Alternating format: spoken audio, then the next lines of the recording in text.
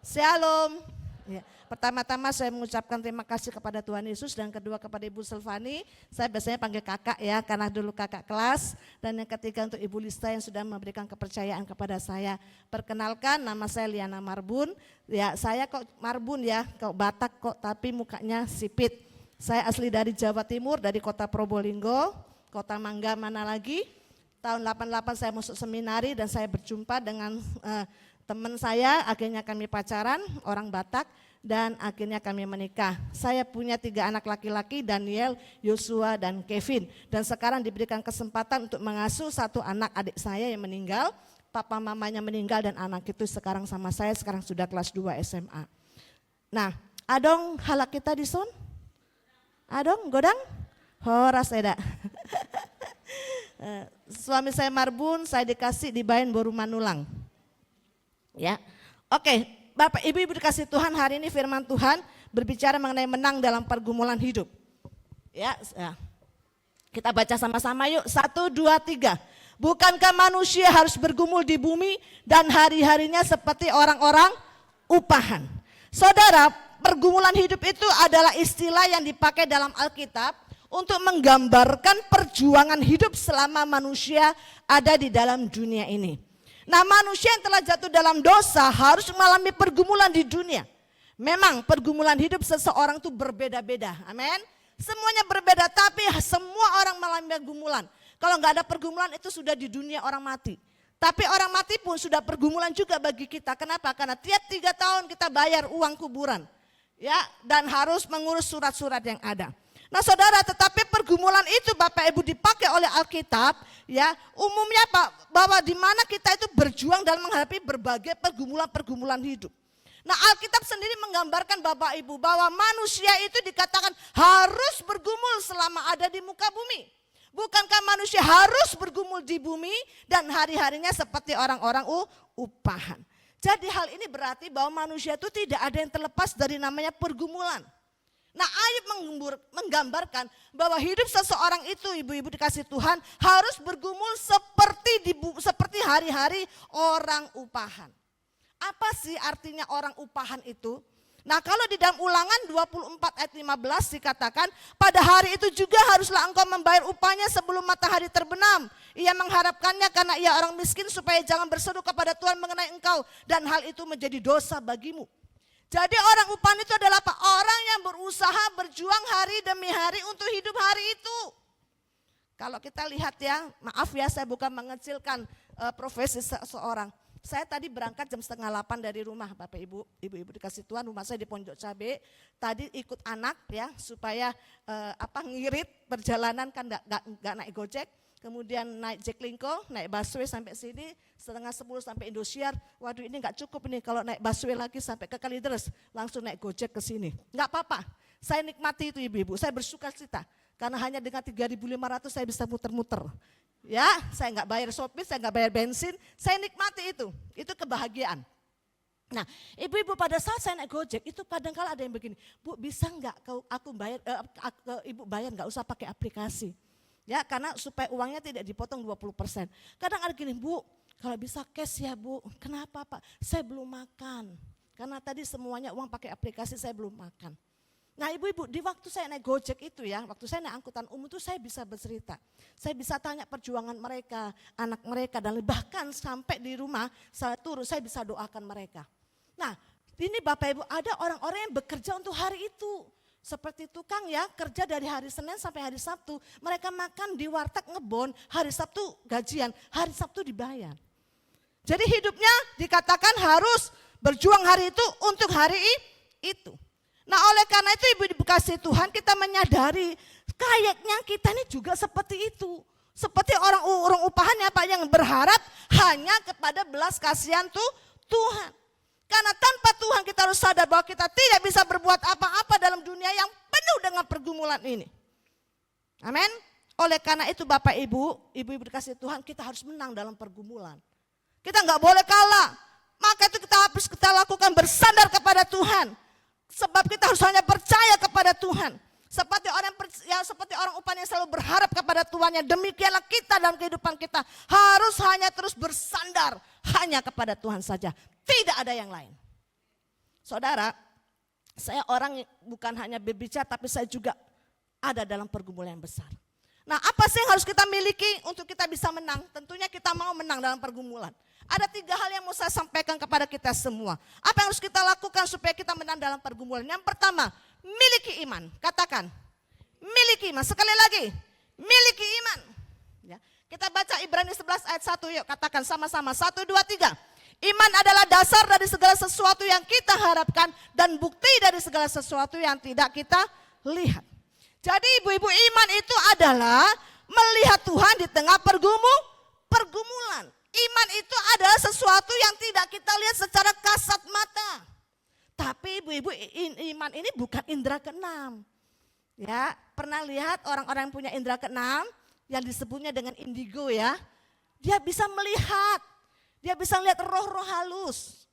Waktu kita di seminari, Kak Silvani juga pas ngalamin dia, saya kira dulu orang di seminari itu orang-orang yang aduh hebat-hebat gitu. Ternyata setiap hari, setiap malam ibu-ibu itu terus peperangan. Waktu itu Pak Erastus Sabdono sebagai ketua ya.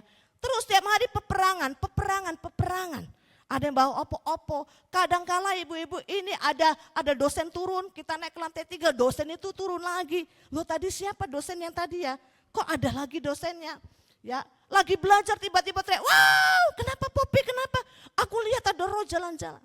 Ada seorang nenek ibu-ibu, dia juga punya roh itu, dia ngomong, aduh Liana aku gak senang. Banyak ibu-ibu tanya, Tan ini gimana Oma, ini gimana? Jadi kayak dukun ya. Terus Oma nengok, Liana aku gak senang, aku gak enak punya kayak karunia kayak itu tuh gak enak.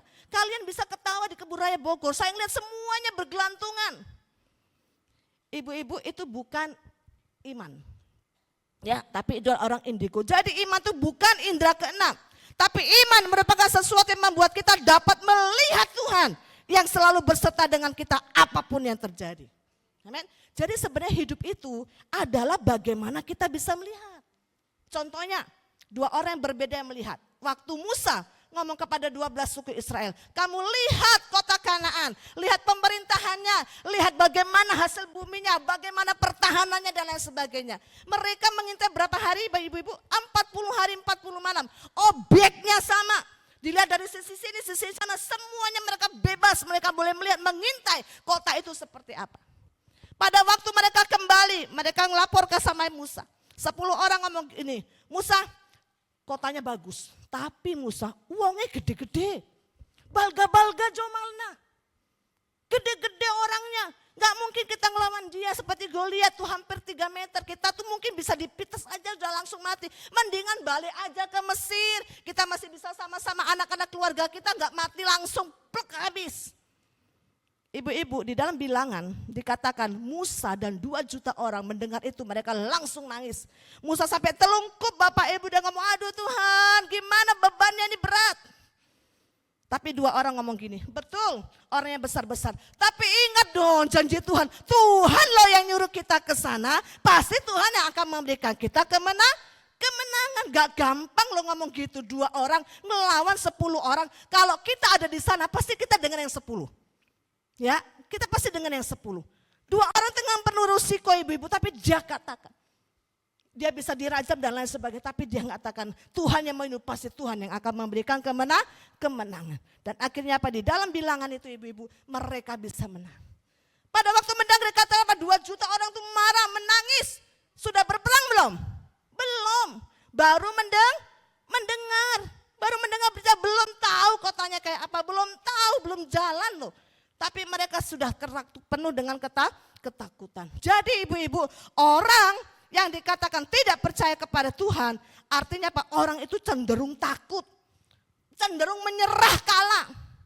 Tapi kalau kita bisa melihat Tuhan dalam pergumulan kita, itu kita akan lihat, oh inilah bagian hidupku yang harus aku alami. Dan aku akan melihat Tuhan akan bekerja dalam kehidupanku, aku gak akan lemah, aku pasti tidak akan pantang menyerah, sampai aku memperoleh kemenangan.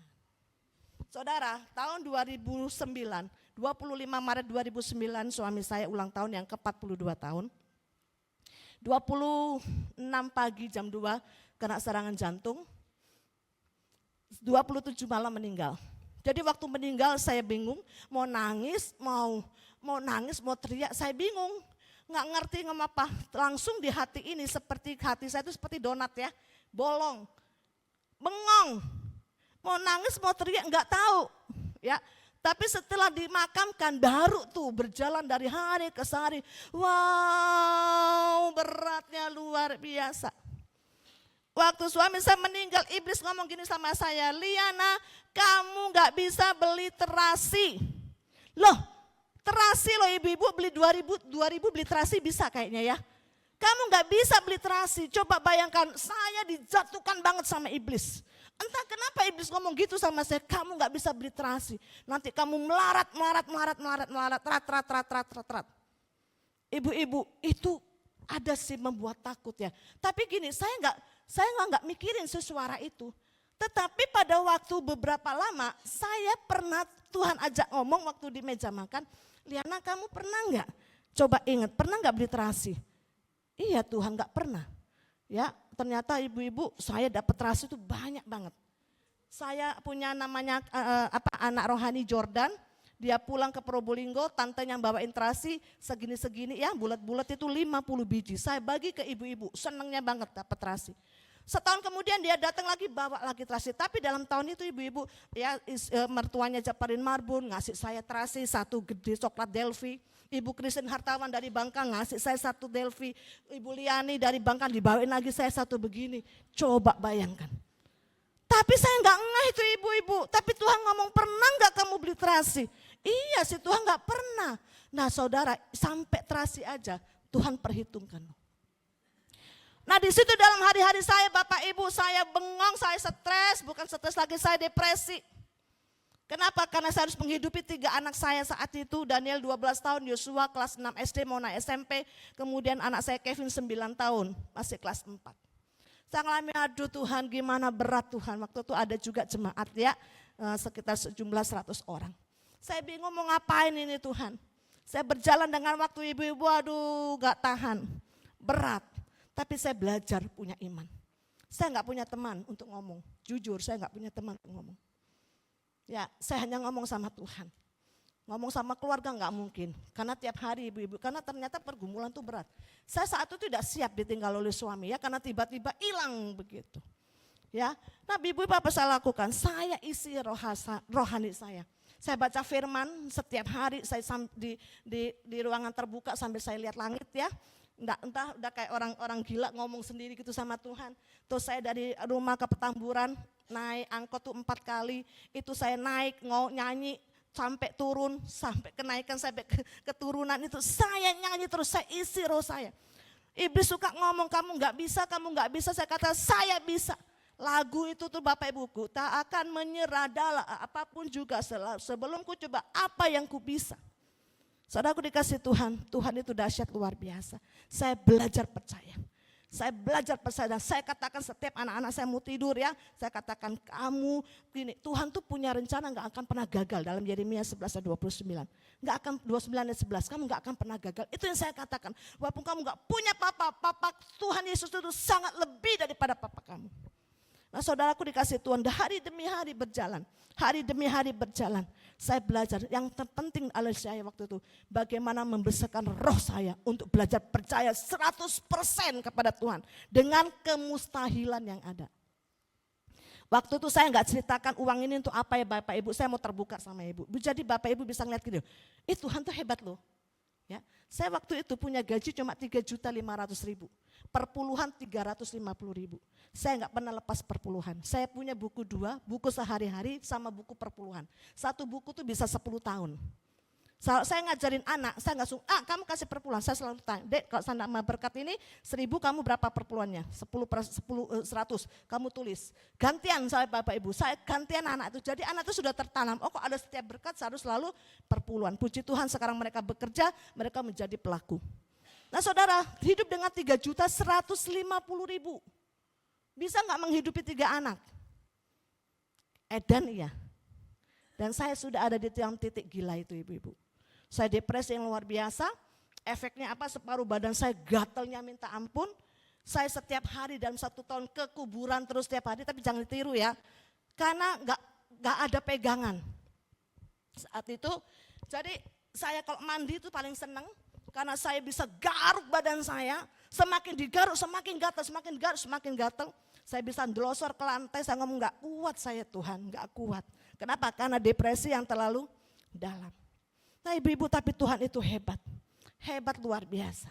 Dengan caranya dia kerjakan hal yang mustahil itu. Coba bayangkan setiap saya mungkin Tuhan, anak saya mau sekolah, perlu segini Tuhan. Anak saya suka ngomong gini, Ma, perlunya 16 juta Ma, Mama ada duit? Ada nak, kamu urusan kamu sekolah, urusan duit, urusan Tuhan sama Mama. Itu urusan Tuhan sama Mama. Saudara, itu Tuhan cukupkan. 16 juta ada orang ngomong, Bu Liana saya diajak makan dan sebagainya ya. Baru pertama kali kenal. Bu Liana maaf, saya besok akan transfer ya untuk bantu anak ibu sekolah. Bapak ibu saya gak pernah ngomong, kalau ditanya ya saya ngomong. Dan apa yang ditransfer Bapak ibu? 16 juta, persis orang ngomong 5, 10 ya kan. Ini persis 16 juta. Hebat Tuhan tuh. Anak saya mau kedua, mau kuliah, saya ngomong Tuhan, saya butuh Tuhan 8 juta untuk masuk SMA. Bapak ibu apa yang terjadi? Bapak Jokowi naik jadi gubernur DKI. Wajib belajar 9 tahun jadi 12 tahun. Anak saya SMA gak bayar, masuk negeri 3 tahun. Hebat Tuhan. Waktu anak saya ketiga mau sekolah, Ma aku mau gini Ma. Ada adik saya ngomong, Kak boleh gak aku minta izin, aku yang bayarin uang pangkalnya. Mau kuliah lagi juga Kak, aku minta izin untuk bayar uang pangkalnya. Ada cara Tuhan Bapak Ibu.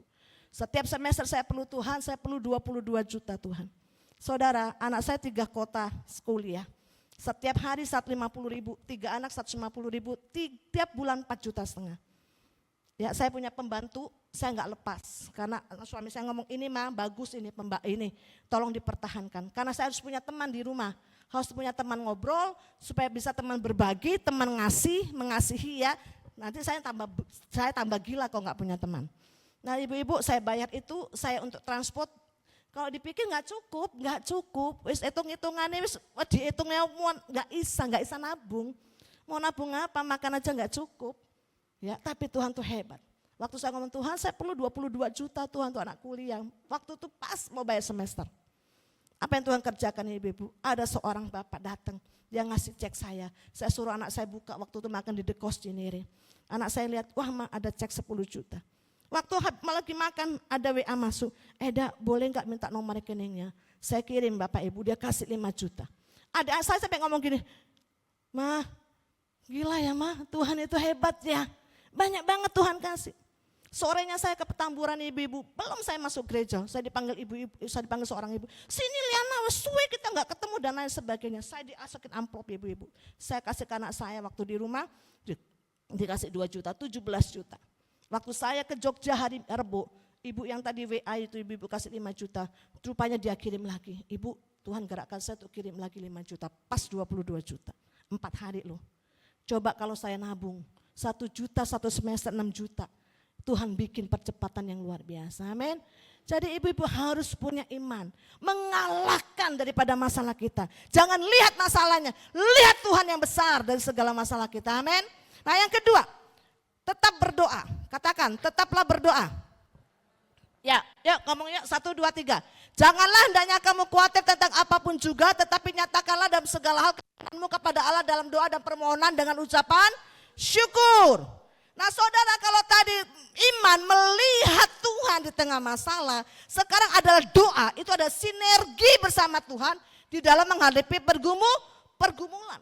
Jadi doa itu melibatkan Tuhan dalam pergumulan kita. Ketika kita berdoa, Tuhan bekerja atas hidup kita.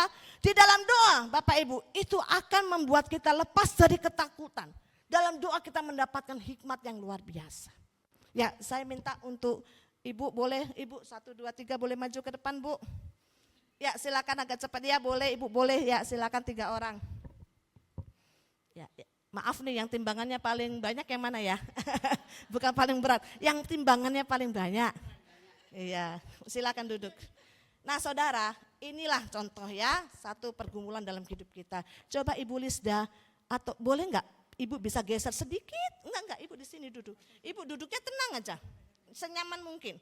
Ibu Lisda boleh enggak geser sedikit, mau 10 cm. Kursinya. Geserkan, 5 cm aja deh, enggak usah panjang. Hah? Angkat Bu, ayo angkat Ibu. Iya, enggak belum. Berat ya. Coba Ibu berdua Ibu, coba berdua. Ya kanan kiri, ya kuat otot. Pindahin ya ke kiri atau ke kanan. 1, 2, 3. Iya, lagi 1, 2. Sekali lagi 1, 2, 3. Iya, terima kasih Bu. Cocok. Ya, ibu-ibu ini ada gambaran ibu-ibu di mana dikatakan bahwa pada saat ini ya kita ada pergumulan, kita nggak kuat, Ibu Lisa nggak kuat. Tapi itu ada gambar di mana Tuhan menolong kita, Tuhan bersinergi. Sinergi itu artinya gini ibu-ibu, kalau 1 ekor kuda bisa menggotong berat di badannya itu 100 kilo, 2 kuda bisa menggotong berapa bebannya? 200? Bisa lebih dari 200 nggak? Bisa. Dari 200, 250, 300 bisa. Kenapa? Tenaganya satuin. Nah itu namanya sinergi. Jadi pada saat kita bersinergi, Tuhan bersinergi dan kita dilibatkan di dalam doa-doa kita, maka Dia akan memberikan kita kekuatan, memberikan kita kemampuan dalam segala sesuatu. Akhirnya kita tampil sebagai pemenang. Ya, oleh karena itu sering libatkan Tuhan. Dalam doa-doa kita, ikut Tuhan, aku nggak kuat Tuhan, Tuhan tolong hari-harinya. Ya Bapak Ibu jangan suka ngeluh, jangan ceritain ke orang, cerita ketok aja sama Tuhan. Nggak usah ngeluh, maaf ya orang aja bosen dengar keluhan, apalagi tuh Tuhan. Saya nggak pernah cerita sama saudara, saya nggak pernah cerita sama orang lain, cuma cerita sama Bapa di surga, apapun unek-unek saya. Saya di jalan pun saya pernah cerita, ya di jalan pun saya cerita sambil nunggu taksi, apa tuh saya suka cerita sama Tuhan, aku kesel Tuhan, aku gini Tuhan, cerita. Nah ibu-ibu itulah minta kekuatan daripada Tuhan. Jangan datang kepada Tuhan kalau ada perlunya tok, tapi datang kepada Tuhan dalam setiap waktu. Perlu nggak perlu, butuh nggak butuh, kita terus berdoa di dalam Tuhan. Tiap-tiap hari datang kepada Tuhan. Jadikanlah ibu-ibu doa itu sebagai satu kegemaran. Nah doa ini adalah suatu hubungan. Ya contohnya ya kalau ada orang nggak tahu, kita nggak kenal, orang tuh datang minta bantuan, kita nggak akan pernah cepat kasih. Kenapa? Karena nggak pernah ada hubungan. Tapi kalau tuh hubungannya baik ya dan kita lihat, belum ngomong pun kita bisa kasih bantuan. Kenapa? Karena hubungannya dekat. Nah demikian juga ibu-ibu pada saat kita ada hubungan dengan Tuhan dalam doa, disitulah Tuhan akan bekerja atas kehidupan kita. Nah, saya selalu lakukan doa anak-anak tidur, saya nggak pernah doa pas anak-anak bangun ya. Ya pas anak-anak mau tidur itu mereka tidur berdoa sendiri, tapi setelah mereka tidur saya doakan mereka, selalu saya tumpangin tangan. Dalam hal apapun saya, pokoknya wis ngomong lapor sama Tuhan. Ya di dalam ketidakmampuan saya dan di dalam hal itu ibu-ibu luar biasa. Tuhan memberikan kekuatan, kemampuan. Sampai hari ini puji Tuhan bisa bayangkan ya dengan 3.150.000 anak saya sudah selesai kuliah semua tiga-tiganya. 1 selesai lega, 2 selesai lega, 3 selesai saya teriak sama Tuhan. Merdeka, bebas Tuhan. Merdeka Tuhan. Aduh ibu-ibu, saya dulu mau beli apa-apa tuh nggak sanggup loh ibu-ibu. Ya saya jualan sabun ya. Dulu ibu-ibu kan bikin sabun ya, yang 600-an itu ya, yang 600 mili. Saya tawarin ke rumah Padang loh yang di Petamburan. Ada berapa rumah Padang itu. Mereka pesennya sabun cuci tangan selusin, sabun cuci piring selusin. Kadang saya bawa 4 lusin, 48 botol saya bawa. Maka tuh retina saya ini sekarang ininya sarafnya akan rusak. Kenapa? Karena berat waktu itu. Saya cuma nangis. Nah itu waktu nangis jangan suka mengasihi diri sendiri. Kalau suka mengasihi diri sendiri akhirnya apa? Kita kalah. Ya, memang kita nangis, Tuhan kok gini amat sih Tuhan hidup saya Tuhan. Dulu kok cuma minta, sekarang aduh beratnya luar biasa. Enggak, aku punya Tuhan yang hebat. Enggak apa-apa aku lalui. Supaya aku bisa nanti ada cerita. Bagaimana kesaksian Tuhan yang luar biasa. Bapak Ibu, untungnya 1.000, 2.000, 48.000 lah untung. Itu berarti banget bagi saya ibu-ibu untuk beli tempe, beli tahu, beli pete gitu ya. Untuk makan sehari-hari, luar biasa. Tapi hari ini Tuhan nyatakan bahwa kita bisa menang bersama dengan Tuhan. Amin. Yang ketiga, bersyukur. Ya, kita baca 1, 2, 3. Mengucap syukur dalam segala hal sebab itulah yang dikehendaki Allah di dalam Kristus Yesus bagi kamu. Nah saudara, dikatakan bersyukur adalah sesuatu yang dikehendaki Allah. Bersyukur itu apa? Klaim kemenangan kita atas pergumulan. Orang yang bersyukur adalah orang yang sudah memperoleh kemenangan. Saudara, ucapan syukur itu berdampak luas bagi kehidupan kita. Ya, kenapa? Mengubah keburukan menjadi satu kebaikan. Jadi harus belajar mengucap syukur dalam segala perkara. Memang berat. Kalau kita punya kangkal keuntungan kita gampang bersyukur. Tapi kalau enggak punya itu susah mengucap syukur. Tapi di situ betul-betul kita ngerti arti ucapan syukur Bapak Ibu. Gak pernah ngeluh tapi ngucap syukur. Saya dapat makanan dikasih lemper satu ya. Saya ngucap syukur Tuhan ini, kalau gak karena Tuhan lemper ini lari ke orang lain. Dan saya dapat lemper, aduh puji Tuhan. Saya bersyukur Bapak Ibu dengan pergumulan yang saya alami. Termasuk anak-anak saya. Kenapa? Anak-anak saya bisa prihatin. Anak-anak saya bisa prihatin. Anak saya gak pernah saya kasih ini 1,5 juta untuk 1 bulan. Gak pernah. Gak pernah. Tapi saya sudah tahu jatahnya 50.000 per hari. Kalau di Jogja, anak saya itu bisa, kalau saya ke Jogja, Dek kok nggak ada cemilan Dek? Duh sayang mah cemilan, mendingan beli nasi 7.000 udah kenyang, betul. Tapi anak saya di Bandung Bapak Ibu, 15.000 sekali makan. Jadi dia pinter, dia nggak makan pagi, makan siang di senat. Dia usaha jadi senat, anggota senat. Anggota senat dapat makan dari kampus, malam dia baru makan. Ya, kalau saya ada berkat, saya kirim 200.000 dulu ke anak. Berarti kan 3 hari, udah 50.000 harus ganti lagi, ya kan harus kirim lagi. Jadi setiap ada berkat ngirim ke sana, kirim ke sini, ngirim ke sana, ngirim ke sini. Waduh, luar biasa. Tapi itu dulu sudah lewat ya. Jadi harus bersyukur. Nah ibu-ibu dikasih Tuhan, ada contoh yang luar biasa dari seorang ibu, dari seorang wanita yang mengucap syukur. Ibu-ibu kenal namanya Lea? Lea istrinya siapa? Yakub. Istrinya Yakub bernama Lea. Tadinya Yakub itu kan cinta sama Rahel. Ya, Rahel itu gadis desa, beda dengan Lea. Jadi pada waktu dia disuruh kerja 7 tahun, Bapak Ibu namanya orang jatuh cinta ya, disuruh apapun mau ya kan. Lautan ku seberangi, yang namanya api pun ku lewati asal aku cinta sama kamu. Ya itu dulu waktu pacaran, kok sekarang pret katanya, tapi jangan ya. Nah saudaraku dikasih Tuhan, dia bekerja 7 tahun, dia dapatkan Rahel, tapi ternyata dapatnya Lea. Kemudian dia kerja 7 tahun lagi. Nah sementara 7 tahun itu ibu-ibu, Lea itu hidup dengan suami yang tidak mencintai dia. Suami di dalam kata dia hubungan badan tapi tidak mencintai. Bisa bayangkan ibu-ibu, ada suami di dekat kita tapi gak cinta. Saya ngerasain. Sebelum suami saya meninggal, saya dikasih 3 mimpi yang sama. Mimpi pertama, saya seperti foto pengantin. Ya, di sebelah saya tapi pakai baju bebas. Saya nggak rasa cinta sama dia, saya rasakan dia nggak cinta sama saya, cuek. Di alam sadar saya ngomong gini, Tuhan aku kan udah punya anak 3, istilah kata, aku mas dia obok-obok Tuhan. Kok dia kok nggak kenal saya Tuhan, kok dia cuek sama saya Tuhan. Saya sakit loh Bapak Ibu, sakit hati loh di mimpi itu. Terus saya cerita sama suami saya, cuma bunga mimpi. Bulan kemudian mimpi lagi, bukan bulan sih ya, mimpi kedua lagi, begitu lagi. Saya ngomong, Pak siapa tahu kalau ada cewek ya kan nyoba-nyoba deketin kamu. Kalau kamu lupa sama aku, coba inget pantatnya si kecil itu kan gial gitu ya. Kalau lupa istri coba inget anak, saya kasih coba lihat pantatnya anak. Supaya kamu timbul rasa apa, inget sama keluarga. Kamu tuh ngomong apaan. Nah mimpi ketiga, saya baju bebas, dia pakai baju pengantin. Ya pakai jas, pakai ini, sarung tangan dan lain sebagainya. Nah, saya nggak ngerti kalau itu setelah perpisahan dan kematian. Jadi ibu-ibu berdua tapi nggak ada cinta. Sakitnya tuh di sini. Sakit luar biasa. Nah akhirnya apa ibu-ibu dikasih Tuhan? Lea bergumul untuk mendapatkan cintanya Yakub. Dia bergumul sekuat tenaga. Akhirnya ibu-ibu apa yang Tuhan lakukan? Tuhan buka kandungan Lea. Dikasih nama Ruben anak itu. Dengan arti gini, sesungguhnya Tuhan telah memperhatikan kesengsaraanku. Sekarang tentulah aku dicintai oleh suamiku. Dia berharap nih kalau ada anaknya nih pasti suaminya cinta. Pasti dia lupa Rahel. Dia pasti ingat kita. Nah saudara itu pengharapan daripada Lea. Ternyata gak berhasil. Anak kedua lahir dikasih nama Simeon dengan arti sesungguhnya Tuhan telah mendengar bahwa aku tidak dicintai. Nah sekarang supaya aku dicintai. Anak satu enggak, anak kedua, siapa tahu dengan anak kedua lebih lucu dan ternyata enggak juga. Ya aku enggak terbersit pun Bapak Ibu untuk punya rasa cinta. Kan perempuan tahu ya kalau orang cinta itu gimana dan perlakuan dan lain sebagainya gitu. Nah saudara sampai anak yang ketiga dikasih nama Lewi.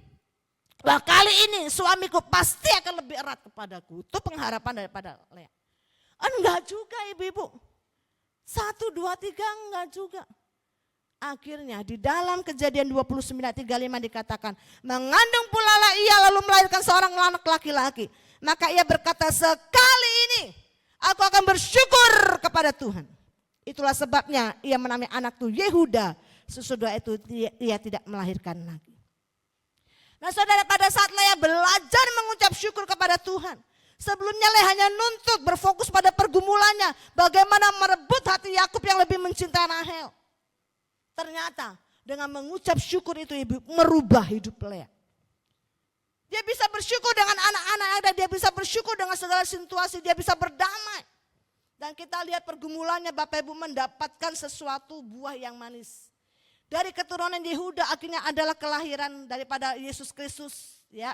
Kemudian ibu-ibu dikasih Tuhan, Yehuda mendapat satu anugerah yang luar biasa, kerajaan yang tidak ada batasnya sampai kelahiran Yesus Kristus. Kemudian Bapak Ibu, ucapan syukur pula itu yang membuat akhirnya Yakub di ayat-ayat pasal-pasal setelahnya dikatakan pada waktu Yakub mau meninggal, dia ngomong sama keluarganya, sama semua yang dia miliki satu, kalau aku meninggal, kuburkanlah aku di sebelah makam Lea.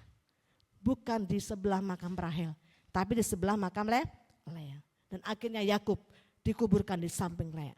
Nah saudara, dari hal ini kita melihat betapa dahsyatnya ya manfaat ataupun dampak dari ucapan syukur yang kita naikkan kepada Tuhan. Nah seringkali kita menganggap remeh ucapan syukur. Namun Alkitab mencatat ucapan syukur itu berdampak sangat luas. Ucapan syukur itu membuat kita bisa menang atas pergumulan-pergumulan kita semuanya. Nah inilah ibu-ibu dikasih Tuhan, hal yang harus kita miliki untuk kita bisa mendapatkan kemenangan dalam pergumulan hidup. Tapi di balik segala sesuatunya, yang merupakan satu kemenangan juga bagi kita, ternyata di dalam pergumulan itu kita bisa lebih dekat dengan Tuhan. Lebih punya hubungan erat dengan Tuhan. Ya, kita lebih tahu dan kenal siapa Tuhan yang hidup itu dalam kehidupan kita. Oleh karena itu melalui firman Tuhan hari ini, kita semuanya ayo miliki iman, tetap berdoa, belajar mengucap syukur dalam segala perkara. Enak gak enak, ngucap syukur. Ya, enak gak enak ngucap syukur. Dalam hal terburuk pun belajar ngucap syukur kayak orang Jawa. Ya, ibu-ibu, saya kemarin ketabrak becak. Untung kaki kananku yang sakit, kaki kiriku masih enak, puji Tuhan. Aku kemarin ketabrak tembok, plok, sakit kepala kiri kananku. Puji Tuhan, kepala kiriku ini kok enak. Ya. Jadi orang Jawa selalu untung. Ya, maka itu di dalam Tuhan selalu ada keuntungan. Kenapa? Karena Tuhan bekerja atas kehidupan kita. Amin. Amin itu firman Tuhan. Mari kita berdiri bersama-sama. Aku punya Tuhan yang besar, yang telah berjanji dan selalu menggenapi imanku, sepakat percaya kuasanya, ku terima sekarang kemenangan darimu. Sama-sama katakan, aku punya Tuhan yang besar, yang telah berjanji dan selalu menggenapi imanku, bersepakat percaya kuasanya, ku terima sekarang kemenangan darimu. Ibu-ibu yang Tuhan kasih, hari ini dalam kehidupan kita, saya percaya bahwa ibu-ibu pasti ada dalam pergumulan itu. Karena firman Tuhan sudah mengatakan harus sedang dalam pergumulan. Nah saudaraku dikasih Tuhan, ibu-ibu apa yang kau harus lakukan? Miliki iman, tetap berdoa, jangan tinggalkan Tuhan. Yang ketiga, belajar mengucap syukur. Oleh karena itu apapun yang menjadi pergumulanmu hari ini, angkat tanganmu di hadapan Tuhan. Katakan, aku punya Tuhan yang besar, aku punya Tuhan yang... Angkat hatimu, jangan hanya sekedar nyanyi tapi angkat hatimu. Kau merasakan bahwa Yesus Tuhan lebih besar dari pergumulanmu. Engkau tidak boleh kalah. Kalau engkau kalah tidak ada kesaksian daripada. Mari besarkan Tuhan. Yes, katakan amin. Ku terima sekarang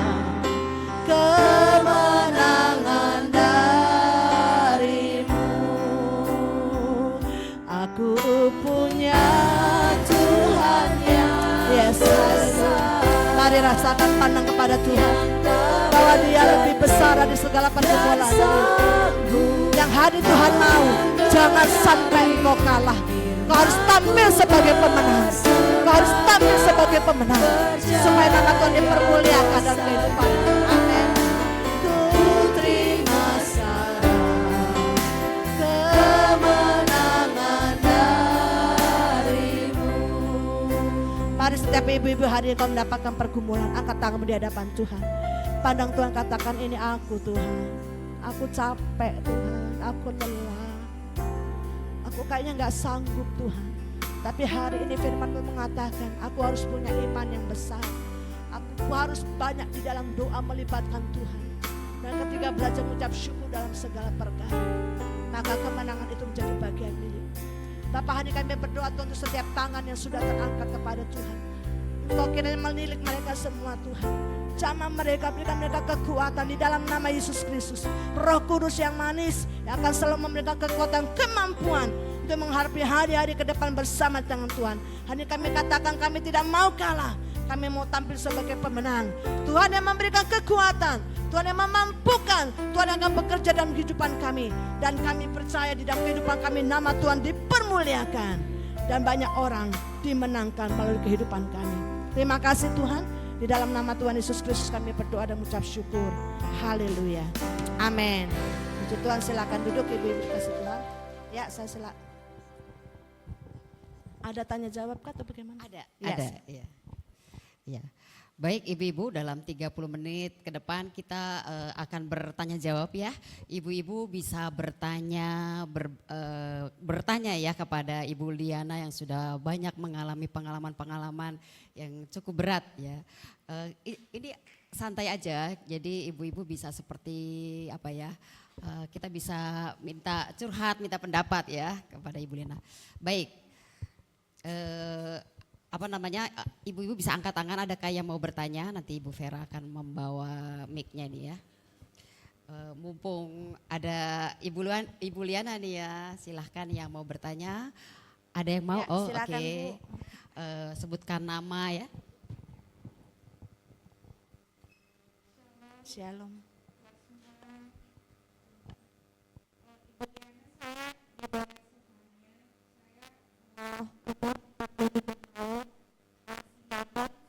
Tahun.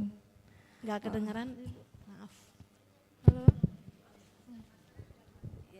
Halo. Saya Deborah Sevanya.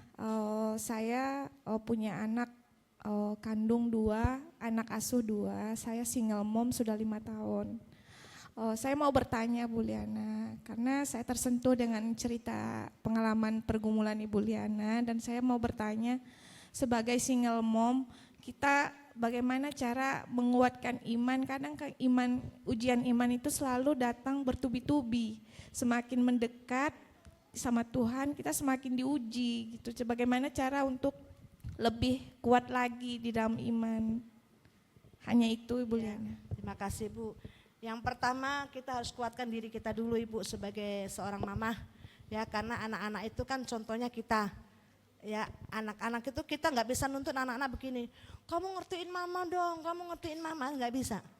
Saya yang harus ngerti dia sebagai seorang ibu, bukan anak kecil ngerti mamanya.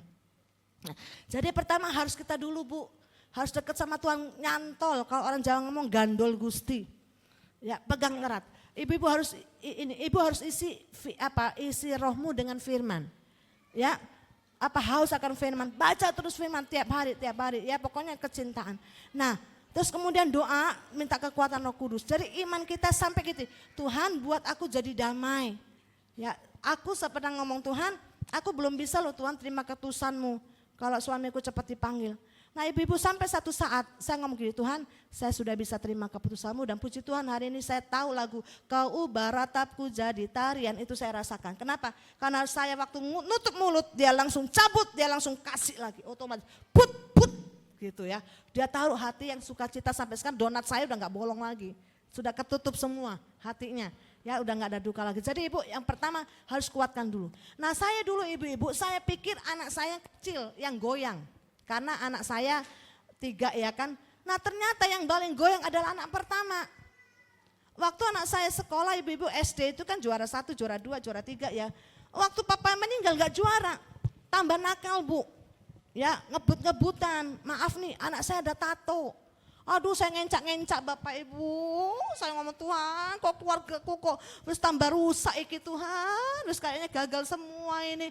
Punya tato di sini kelihatan, ternyata dengan ya maaf ada satu lagi di bagian perut gambar matahari.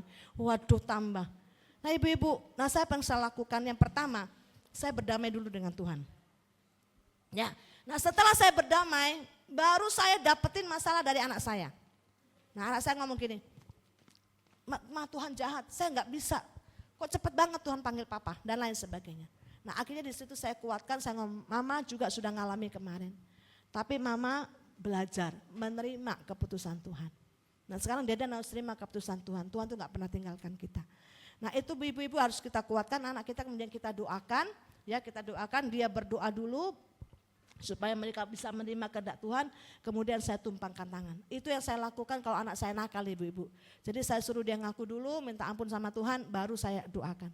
Dan ibu-ibu puji Tuhan anak saya berubah 180 derajat. Gak pernah ngerokok lagi, langsung putus dan lain sebagainya. Jadi ibu-ibu yang dikasih Tuhan, yuk kita dulu ya, kuatkan dulu roh kita.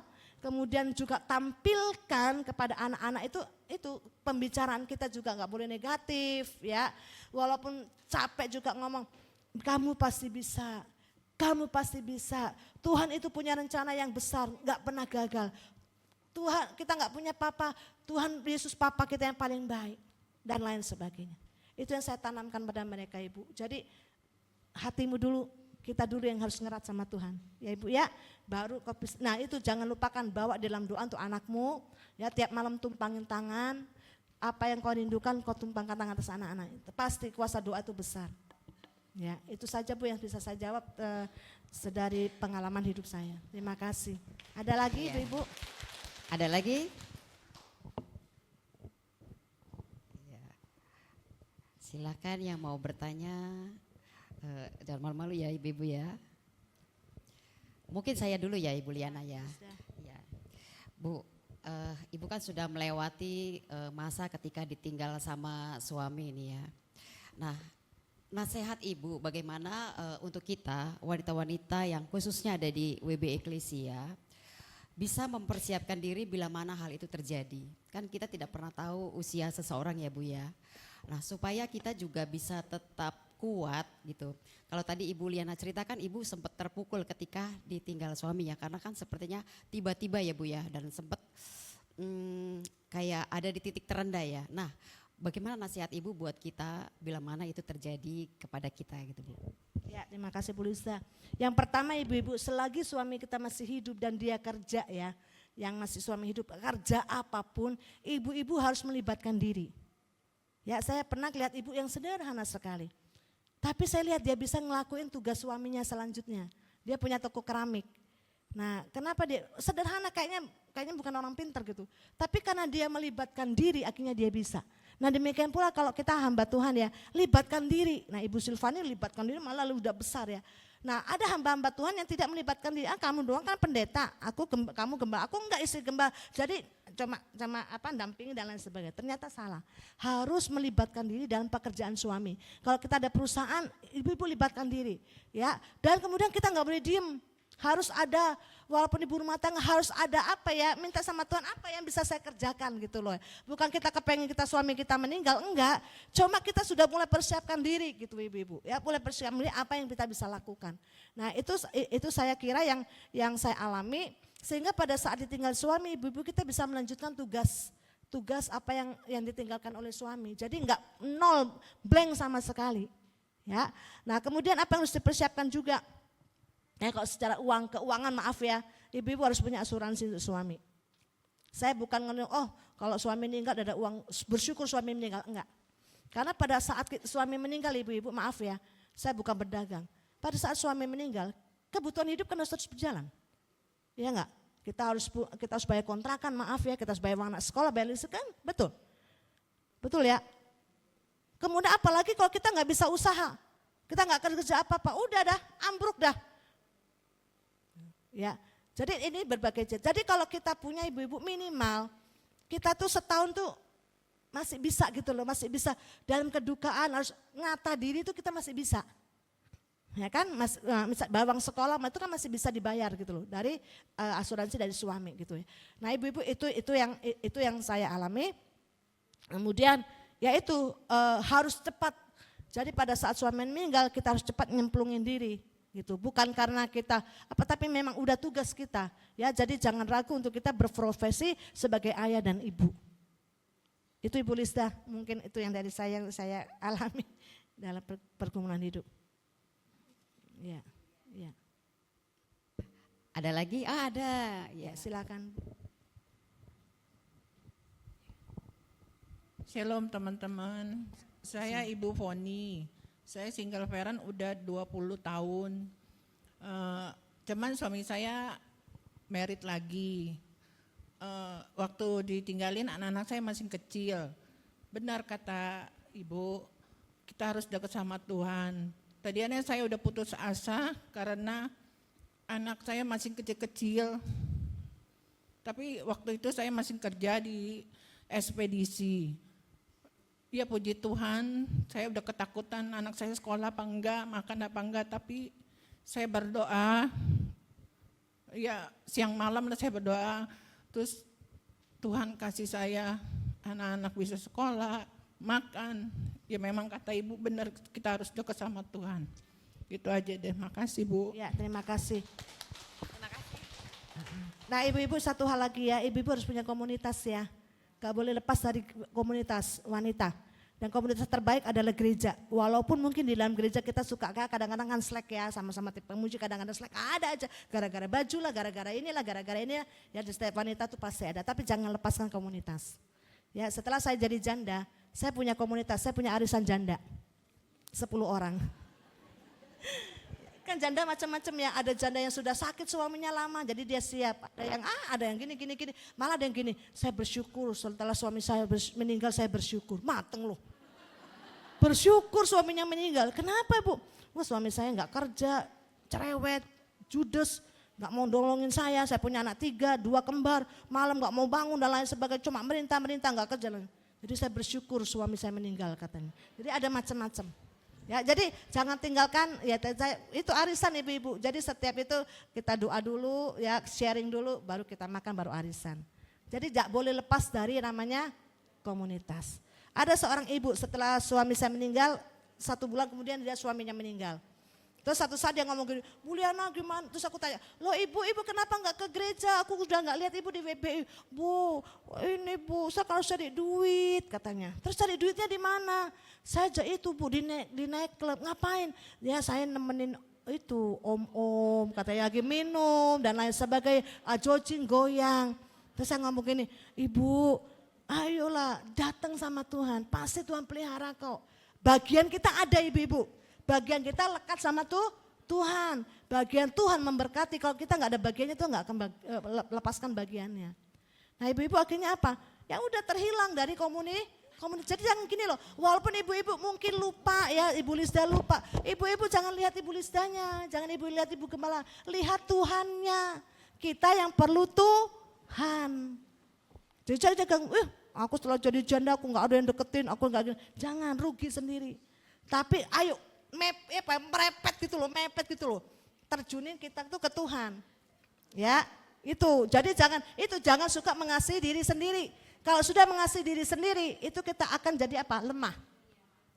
Iya, akan jadi lemah, gitu. Ya, jadi nggak boleh tinggalin komunitas. Ya, amin ibu-ibu ya. Ya. Ada lagi? Wah, jadi ceritanya single mom. Ya, kalau sudah nggak ada Bu Lisda, saya serahkan.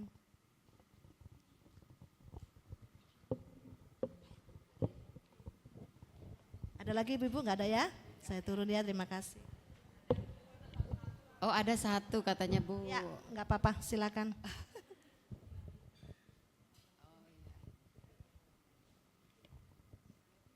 Shalom. Berapa tahun Bu? 9, saya 15. Ya, lama-lamaan. Puji Tuhan ya. Suami sakit jantung 15 tahun, saya rawat dengan baik. Dia dulu kasar, saya telaten, sabar. Saya selalu bawa dia dalam Tuhan, dia juga ikut benar fisiknya ke gereja setiap minggu. Tapi orangnya sabar baik, cuman kalau saya ajak ayo kita doa bersama. Dulu anak-anak saya, puji Tuhan, dua-dua guru sekolah minggu, dua-dua diberikan talenta oleh Tuhan bisa musik semua. Tidak belajar, mereka otodidak. Tuhan yang beri. Terus mereka seperti papanya pandai nyanyi, kalau saya tidak bisa nyanyi. Terus saya bilang, Pak, baca firman, dia bilang enggak aja, titip lu. Terus setiap saya ajak FA, saya di Surabaya ikut Betani. Dia enggak mau ikut, saya jadi antar jemput kamu aja. Kalau saya dijemput, teman saya selalu tanya, dijemput siapa? Cintaku, sayangku, kasihku. Saya kepingin dia mendekat kepada Tuhan.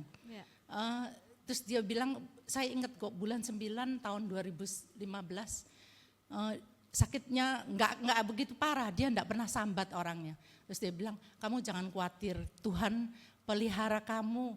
Lihat anak-anak sudah selesai kuliah, lihat anak-anak sudah menikah, kita sudah punya cucu. Dia bilang, terus saya bilang bersyukurlah Tuhan pelihara kita. Sampai mobil pun dikasih oleh bosnya, itu kan Tuhan yang kasih. Avanza baru waktu itu, tahun 2013 dikasih. Terus setelah itu dia operasi 2016, operasi jantung. Bosnya sumbang 100 juta, tapi Tuhan cuma kasih 2 tahun 6 bulan. Saya sempat menyesal, saya bilang, saya bertanya sama Tuhan, kenapa Tuhan setelah suami saya rajin baca firman, rajin ikut FA, kok malah dipanggil Tuhan. Terus gembala FA saya bilang, itulah maunya Tuhan supaya dia tidak kembali lagi meninggalkan Tuhan. Kamu kan sudah dipersiapkan oleh Tuhan semua. Puji Tuhan, semua teman FA saya orang baik bukan karena uang ya Bu. Tapi baik dalam doa, kita ke gereja selalu bareng, makan gantian bayar, itu buat saya sudah puji Tuhan ada teman, ada teman menemani saya. Benar Bu, setelah suami meninggal saya enggak kekurangan. Mobil saya kan enggak bisa setir, jadi saya lipat jadi deposit. Waktu suami meninggal bosnya bilang, kamu tidak usah keluar uang sama sekali. Jadi dari peti, makam, bahkan uang semua dikasih. Seminggu kemudian saya ditelepon, jangan nomor rekeningmu berapa. 2 tahun saya dipelihara oleh Tuhan, oleh Tuhan. Tahun pertama saya buat renovasi, tahun kedua saya buat ke Yerusalem. Semua dari Tuhan. Haleluya, luar biasa. Tuhan gak pernah tinggalin Saya pikir sudah selesai sampai di situ. Ternyata Imlek bosnya bilang gini, Ci rekening masih tetap. Oh iya, saya kasih uang Imlek 3 juta. Puji Tuhan. Jangan lupa perpuluhan. Ya, sampai 9 tahun tetap dikasih. Jadi saya tetap dapat angpau. Luar biasa. Itulah peliharanya Tuhan pada saya. Terima kasih. Ibu-ibu saya juga yang mengatakan ibu-ibu jangan lupa perpuluhan ibu-ibu ya, belajar memberi, belajar melihat bagaimana penyertaan Tuhan. Ya. Baik, sekarang saya minta yang semua yang single mom, yang janda boleh berdiri. Nanti teman-teman di sebelahnya doain ya. Boleh ya Bu Silvani, ya, yang janda boleh berdiri. Waduh ini semua berjejer gimana nih. Boleh maju ke depan deh kalau gitu, boleh maju ke depan. Ya, boleh musik menyanyikan satu pujian, pemusik boleh nyanyikan pengujian ya. Yuk kita hamba-hamba Tuhan boleh turun ya. Para hamba Tuhan, pengurus WBI boleh turun. Kita akan doakan mereka satu persatu, kita akan hampiri mereka. Kita akan berikan kata-kata penguatan bagi mereka. Ya, bolehnya.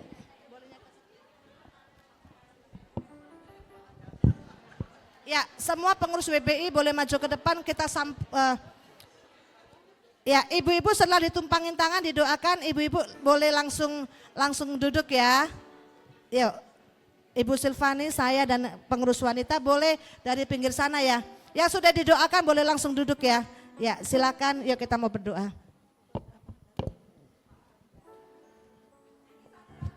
Begitu besar kasih-Mu Bapa, Kau berikan anak-Mu yang tunggal.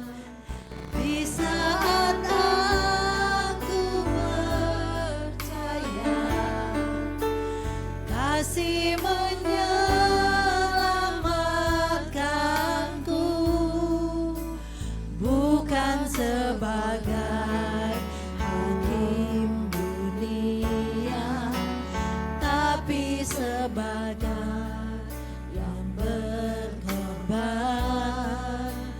untuk diriku. Kau tebusku, kasih menyelamatkanku. Ingat kasih-Nya yang mengubah hidupku. Ingat kasih-Nya yang selalu ada. Kasih Yesus, kasih Yesus bagiku.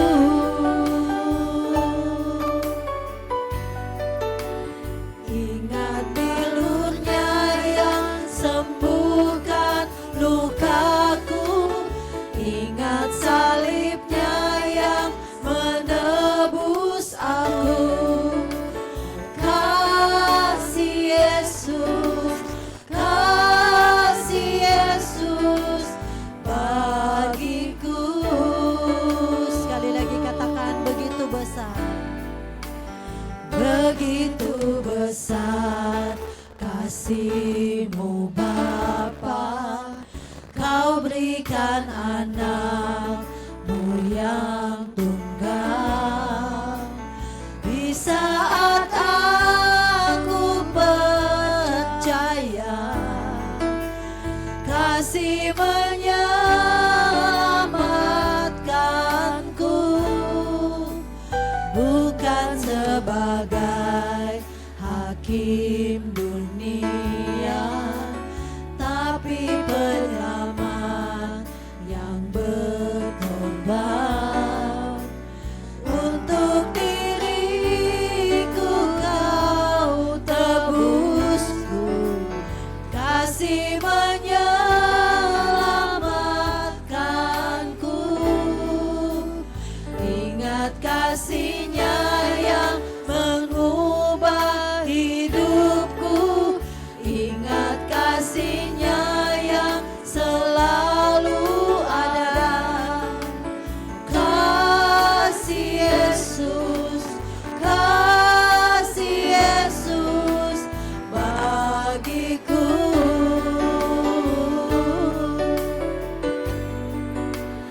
Ingat bilur-Nya yang sembuhkan lukaku. Ingat kasih-Nya yang menebus aku. Kasih Yesus, kasih Yesus bagiku.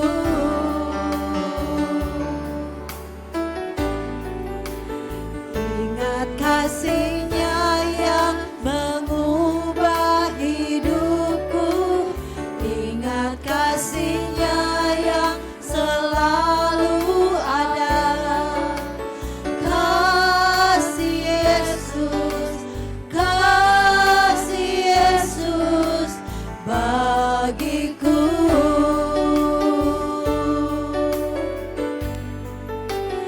Ingat bilur-Nya yang sembuhkan lukaku. Ingat salib